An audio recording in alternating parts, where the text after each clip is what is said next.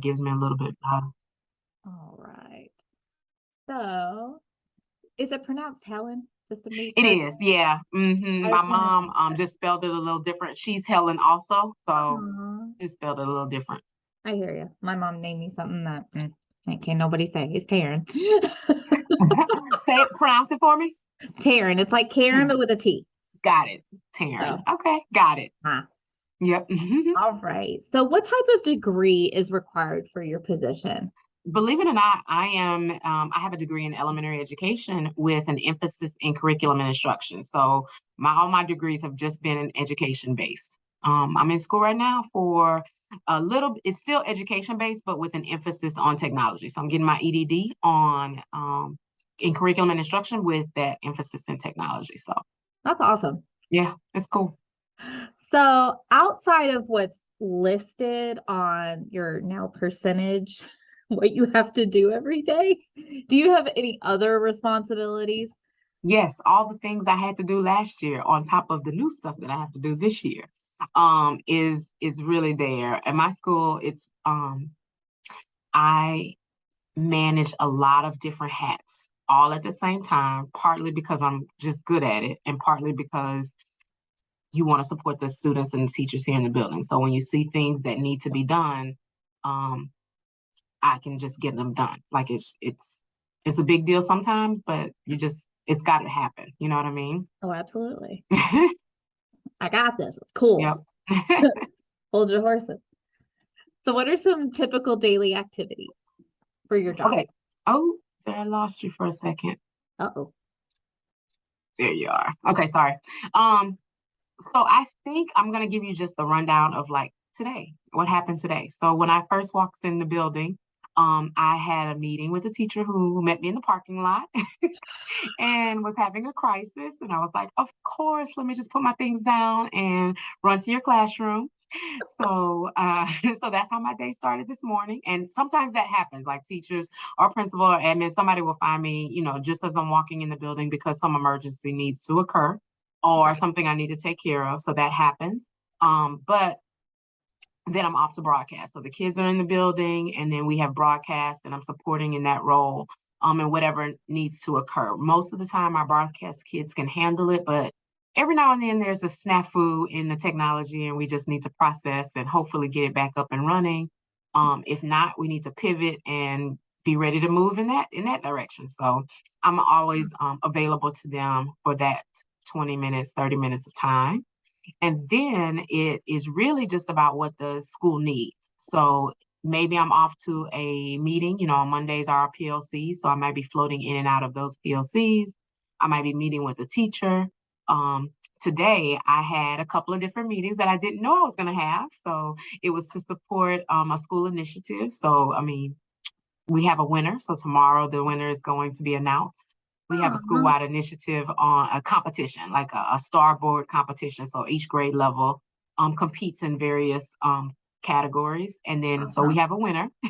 And tomorrow they're Yay. getting their treats. So that means for me, behind the scenes, there needs to be something on scrolling announcements tomorrow. There needs to be something on broadcast tomorrow. There needs to be, an email sent out, all this stuff that goes along with awarding the kids for that particular thing. So tomorrow is Starboard. Last week it was Saturday school. So it's just a lot of different hats that I wear that I may have to support with the use of technology in some way. Gotcha. That's awesome. And that's then lunch. Oh, Then before lunch. lunch. All that happened before lunch.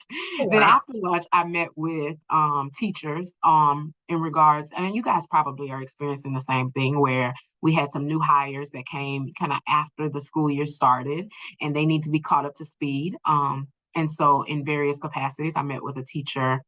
Let's see, after lunch, I met with a teacher concerning grade book and just making sure that works. And she was working through her frustrations as a new teacher, kind of navigating grade book and how that works. And then I met with a teacher concerning instruction. So he has the content knowledge. It's just more about what does this mean for a middle schooler and how can I make sure that I am giving the kids enough application to support whatever content I'm covering. So we had a good talk and we have a plan in place to support him on that and just making sure we're working a plan.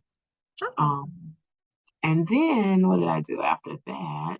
Oh, then I updated social media. So we have social media, we have our online website. Obviously, every school has their website. So I support social media, I support the website. Our marquee needs to be updated in capacity. So whatever's going on in the building, oh Lord. tech related, I'm in some way, shape, or form touching that. Right. Goodness. And now you're here. Yeah. And now I'm here and I'm having this wonderful conversation with you. All right. So do you have a budget that you can have control over? So control is a funny word. I make lots of requests. My principal hates to see me coming because she knows that I want to spend some money on something, but it's all in an effort to support the kids and the teachers here in the building. So a lot of times, let me back up. We do have a budget. We have a technology budget, which I wouldn't say I control, but I can submit requests that the purchase can be made with our technology budget. Most of the time, if it's a small purchase, it's no problem. It'll come out of our tech budget. If it's huge purchases, and I'm going to talk before COVID and then now after COVID, because I know you've experienced some of this. So before COVID, we were fortunate enough to be one-to-one, but we were one-to-one with maybe 400 or 500 devices that were very old. So at the very least, I would say we were not one-to-one, but they could touch the computer, but not all of them just moved as fast as they needed to move. They were just old and ancient. So we were in the process of rebuilding. I had made sure that admin kind of understood that computers are consumable, So we're going to have to get rid of them. We're going to have to buy more, all that kind of stuff. Sorry. All students who are a part of Lego Club, please be sure to report to Dr. Lester's room tomorrow at 8:15 a.m. Again, if you are a part of Lego Club, please be sure to report to Dr. Lester's room tomorrow at 8:15 a.m. Additionally, and then I don't know if you can hear me. I can keep talking. It's up to you. And then we could submit the budget. Like I can submit items, or I'll tell them we're a Title I school, so we have a Title I budget. So they kind of allot some of that money to technology. They kind of defer to me on some of that stuff. So because we've made the point to say, hey, we need certain things, this would be really nice. How can we make the school just a little more efficient? And what can we do to make sure that happens? So I do have the ability to kind of influence admin in that way. Awesome. Time to enjoy silent reading time. You never know when your class will be caught being up too far. As we begin dismissal, please remember that you are not dismissed from your classes until all announcements are called. Please be sure to walk quickly and quietly on the right side of the hallway. And sorry, I can't turn them off. It's interesting to me. We'll now begin with car riders and those students who ride 300 number buses. All car riders, please report to the car lanes in the front of the building. And those students who ride a 300 number bus, please report to the bus lobby at this time.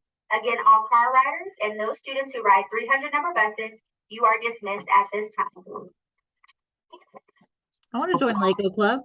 Yeah, CAR is another school-wide initiative that we support in all ways. Our kids are caught reading, and if they're caught reading, they are put into a hat. That homeroom will win either donuts or chips or some kind of award. So we just run a lot of different initiatives, which means if there's a PAR winner, there's a PAR winner picture that needs to go on social media. There's newsletters, all that kind of stuff that kind of goes behind the scenes that I support in some capacity. That's awesome. Especially, I mean, I know the area, I know the kids I send you. Yeah. So yeah, for sure. So your next question is, have you had an opportunity to impact technology implementation throughout your school? And yes. But can you give me a specific example? Absolutely.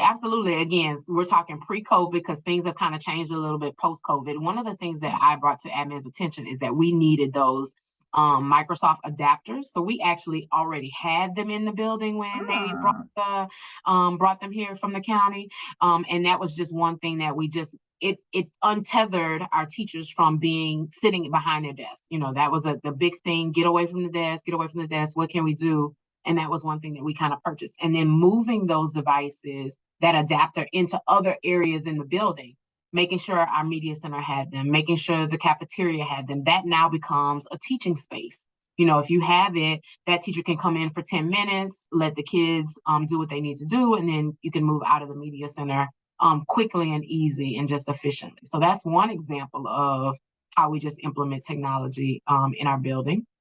And they already had the retrograded computers too.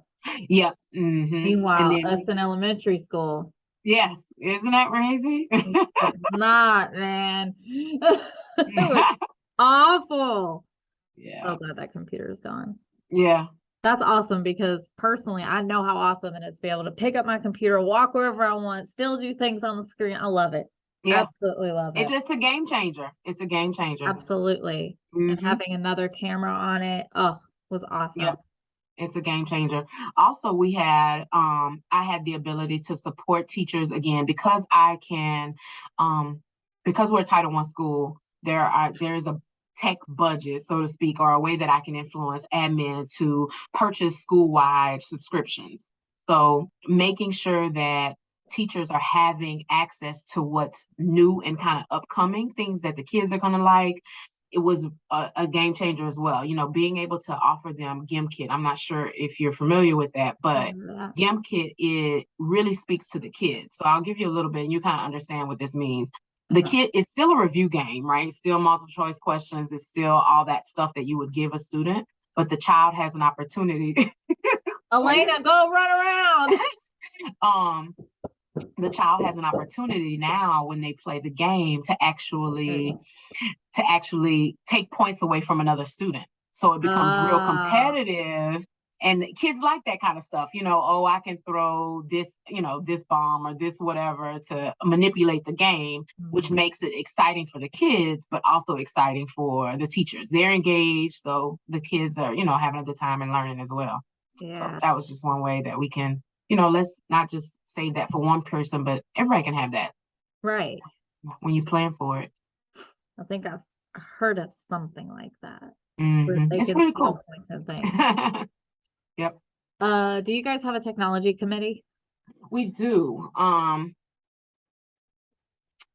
Post or pre-COVID, I guess it was a little bit bigger, a little bit more influential, because a lot of things weren't coming from the county, you know, and now that we have county support in a lot of ways, we're now getting back to having that committee make some real decisions about where the next steps are, because that kind of frees up a lot of money in the sense that we can do other things. So we definitely do have that in place.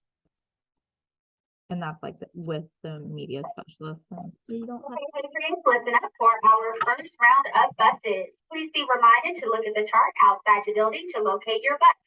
On the inside lanes, you will find bus number 12, Don't put this on the screen. 14, 6, 2, I'm and bus sorry. 4. You're Again, fine. on the inside lanes, you will find bus number 12, 10, For 14, technology decisions, do you work with the TST? and bus 4. We definitely do. On the outside lanes, you We will might find make bus some number suggestions, 21, but there are lots of times where I'm like, let me just double check with him and make sure this is compatible, or this is going to be a headache for us. What's the long run in terms of getting this on board in the building and having our teachers use it, and then being efficient for us, because if it's breaking down or it's just a waste of time, it's always going to have some problems. It doesn't talk nice to our system, then you don't want that. Like, nobody wants those kinds of problems. You know what I mean? Yeah, for sure. What is the best part of your job? Oh, the best, I guess, you know, what's really probably the best would be just kind of seeing the teachers really be happy about the technology, just excited about some of the things that are taking place in the building is probably the best thing. And then working with the kids, like that's still fun for me. Like, I get joy out of making the kids do different things that they're excited about. Like, oh, this technology can do this, or I only used it to research. Well, we can research and then create, you know, so having them learn something that they hadn't used before, figuring it out for them is probably the best thing. The best part of my job is having that just building that relationship with them. They see me in a different light because they don't see me all the time. So they don't know who I am or what I do, you know? So it's fun to talk to them and make sure that they understand stuff. Julie had my kids doing crazy things in computer science. I was like, they can do that. It's like, yeah. And they love it. They love it. I told them today. They were like, I can't type on a Google slide. I said, y'all know how to use a computer. Stop playing me. Right. Exactly. You text everybody else. You can type. Right. You can type. You are fine. Yeah. So what is the most challenging part of your job? This is probably, if I had to say, this would probably be the worst thing. I don't know a good way around it. I think it's mostly me. It's navigating the admin and teacher world at the same time. Yeah. I generally have to Number 12. sit and understand where admin is coming from. And I also have to understand where teachers are coming from. So that's just a hard place to be in sometimes when teachers really want something and admin doesn't see the need to purchase something or doesn't see that teacher is going to use it with due diligence. And that's a hard place to be in, because you want to make teachers happy, but everything is not for the greater good. You know what I mean? Like it might fit for your class, but you're saying you want us to spend, $10,000 on something just for your class, and that's not necessary. Yeah, it's a lot of money, and admin's not gonna just focus on one group of kids. Like they have to focus on the big group of children. Right. So it's hard to kind of be in that world sometimes. So one thing, and I don't know where this would best fit, is it, I don't want to just say interesting, but also awesome to see how our DHH kids can utilize this technology along with everybody else. It is. It definitely is. And looking at some of the challenge, and we didn't have that program at the school that I was at before, and always thinking about them, keeping them in mind, like what challenges do they have? Well, how are we going to make sure that they're included in this capacity? What do we need to do to give them, just level the playing field for them as well, making sure they have access to what they need. But it's very nice for them to be able to utilize the resources and go right along with whatever's happening. So pretty cool. I have multiple kids that have come through minor that are DHH at Berkmar Middle. So it's always fun to see how that goes, and that there can be interpreting services and just all the things, and my daughter's stuff as well. So. Oh, okay. Now, do they offer services at minor? They do. So we house them, and then we send them to Berkmar, and then send them to Berkmar High School. Got it. Okay, cool. Well, that's good that they can go through the progression. That's nice. Yeah, and they also have the option of going to their home school if they are able to. Like those self-contained babies don't really have much of an option, but mine being deaf and gifted, have an option. Yeah. So, and then the technology piece just follows them. Yeah. And they can have it. Like this is my first year having some students who, I don't want to be insensitive, but having some students who can hear, I guess, a little bit, or like when there was an issue that was coming up with iReady and the videos, and then the different parts of the videos and stuff, them being able to hear everything that they needed to hear. And so when I went to to ask about it, they were like, oh, well, student A, B, and C will be okay, but we'll have to figure something out for student D. And I was like, wait a minute, like, I didn't know that, that level of, there's a progression. Yeah, I didn't know. So it was interesting to hear and just have a conversation with them about some of the different needs that they need, that they have in their department. It's insane to say. Yeah. I didn't know. Absolutely.